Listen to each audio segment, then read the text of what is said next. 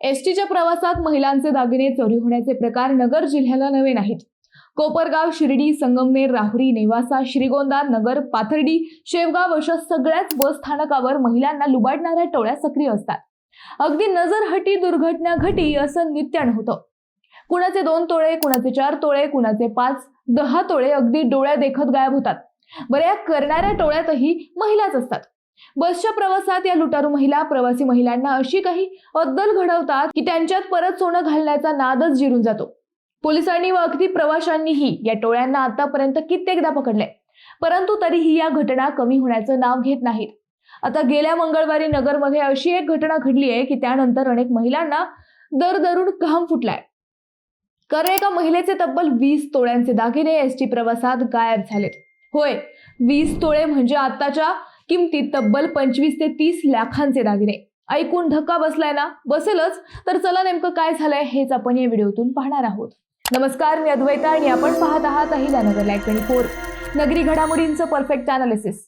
जे नित्याने बातम्या पाहतात किंवा वाचतात त्यांना एसटी प्रवासातील ही गंमत नक्कीच माहित असेल। प्रवासात एखाद्या स्टँडवर 1-2 महिला एसटीत चढतात, त्यापैकी एखादीच्या खांद्यावर लहान लेकरू असतं। बसमध्ये गर्दी असली तर कुणीतरी तिला लेकरूवाळी समजून बसायला जागा देतो। त्यानंतर दुसरी महिला तिच्या शेजारीच उभी राहते।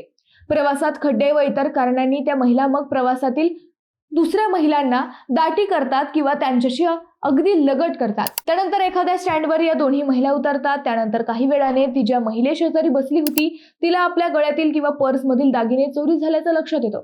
मग ती पोलिसात जाते आणि मग पुढे काय होतं हे तुम्हाला सगळ्यांनाच माहित आहे। बरं, आम्ही ही जी कथा सांगितली आहे अगदी तसंच प्रत्येक वेळी होत नसलं तरी या कथेच्या आसपासच घडलेलं असतं। गेल्या वर्षभरात नगर जिल्ह्यातील वेगवेगळ्या मार्गावरील प्रवासात किमान कोटभर रुपयांचे दागिने तरी चोरीला गेले असतीलच। आता हा आम्ही एक लमसम आकडा सांगितलाय, तो जास्तही असू शकतो किंवा त्यापेक्षा कमीही असू शकतो। मुद्दा हा आहे की एसटीच्या प्रवासात महिलांना लुटणाऱ्या टोळ्यांचा पोलिसांना पूर्णपणे बिमोड करता आलेला नाहीये आणि महिलांचीही प्रवासात दागिने घेऊन जाण्याची हौस कमी झालेली नाहीये। गेल्या मंगळवारी म्हणजे 7 एप्रिलला पुणे नगर प्रवासात एका महिलेसोबतही असंच काही घडलंय। या प्रकरणातील फिर्यादी या नेवासा तालुक्यातील करसगावच्या आहेत। त्यांचं नाव आहे मीनाबाई ज्ञानदेव पडाख। या मीनाबाई आपल्या मुलीकडे पुण्याला गेल्या होत्या। नातवंडांना सुट्ट्या असल्याने पुण्याला आपल्या मुलीकडे त्या तब्बल 15-20 दिवस थांबल्या होत्या। मंगळवारी त्या घरी परत येण्यासाठी निघाल्या। वाकडेवाडी बस स्थानकातून त्यांनी पुणे पाथर्डी गाडी मिळवली। नगरपर्यंत यावं म्हणून त्यांनी तेथून नगरचं तिकीट काढलं आणि एसटीत बसल्या। सुरुवातीला एसटीच्या सीटवर त्या एकट्याच होत्या। अगदी शिरूर पर्यंत त्यांच्या शेजारी कोणीच बसलेलं नव्हतं। शिरूर बस स्थानकात गाडी आल्यावर मात्र त्यांच्याजवळ एक महिला येऊन बसली। खरं तर शिरूर स्थानकात 2 महिला एसटीत चढल्या। त्यापैकी एक महिला मीनाबाई जवळ बसली व दुसरी महिला तिच्या शेजारच्या सीटवर बसली। बस शिरूर स्थानकावरून निघाली। जरा पुढे आल्यावर मीनाबाईंना डोळा लागला, म्हणजेच डुलकी लागली।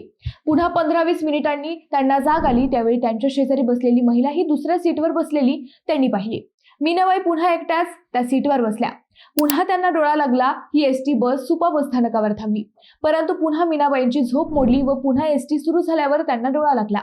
इथपर्यंत सगळं ठीक होतं, परंतु केडगावच्या जवळ आल्यानंतर मीनाबाईंची डुलकी मोडली। आता आपल्याला उतरायचं म्हणून त्यांनी आपल्या जवळची पिशवी व्यवस्थित ठेवली, इतर सामानही जवळ घेतले। सहज म्हणून त्यांनी त्यांच्या जवळची पिशवी उघडली आणि त्यांच्या पायाखालची एसटीत सरकली। खरं तर पायाखालची माती सरकली असा वाक्प्रचार आहे, परंतु एसटीच्या प्रवासातली ही घटना असल्याने आपण पायाखालची एसटी सरकली असं म्हणतोय। मीनाबाईंकडे तब्बल 20 तोळ्याचे दागिने होते, परंतु त्यांच्या पिशवीत आता एकही दागिना नव्हता। दागिने चोरीला गेल्याचं त्यांच्या लक्षात आल्यावर त्यांच्या डोळ्यात पाणी आलं। त्यांनी बस स्थानकावर उतरल्यावर तत्काळ कोतवाली पोलीस ठाणं गाठलं। मंगळवारी रात्री उशिरा त्यांनी या चोरीची रीतसर फिर्याद पोलिसात दाखल केली। चोरीला गेलेल्या दागिन्यांमध्ये 2.5 तोळ्यांच्या सोन्याच्या बांगड्या, प्रत्येकी 4 तोळ्यांचे 2 गंठण, 2 तोळ्यांचे मिनी गंठण, 11 ग्रामचे कानातील झुंबे, 1 तोळ्याचे कानातील टॉप, 7 ग्रामचे टॉप, 15 ग्रामचे टॉप, 3.5 ग्रामचे कानातील वेल, 13 ग्रामची अंगठी, 5 ग्रामच्या सोन्याच्या 5 अंगठ्या, 1 तोळ्याची चैन असा सुमारे 20 तोळ्यांचा ऐवज होता। पोलीस नोंदीप्रमाणे जरी ही चोरी 12,85,000 रुपयांची नमूद करण्यात आली असली तरी आताच्या सोन्याचा भाव पाहिला तर तब्बल 25 ते 30 लाखांची चोरी झाल्याचा अंदाज लावता येतो। शिरूर बस स्थानकावर बसलेल्या 2 महिलांपैकी एकीने त्याला लुबाडले होते। मीनाबाईंना डुलकी लागल्यावर या दोन्ही चोरट्यांनी आपला कार्यभाग साधला होता। या दोन्ही महिला कदाचित सुपा बस स्थानकावर उतरल्या असं तपासात समोर आलं। पोलीस उपनिरीक्षक कुणाल सपकाळे या लुटीचा तपास करत आहेत।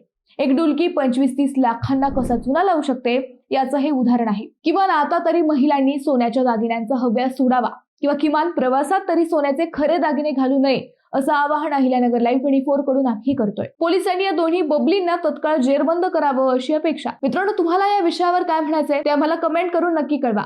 शिवाय व्हिडिओ आवडला असेल तर चॅनलला सबस्क्राईब करून व्हिडिओला लाईक करायला विसरू नका. पुन्हा भेटू नव्या विषयावर. तोपर्यंत धन्यवाद.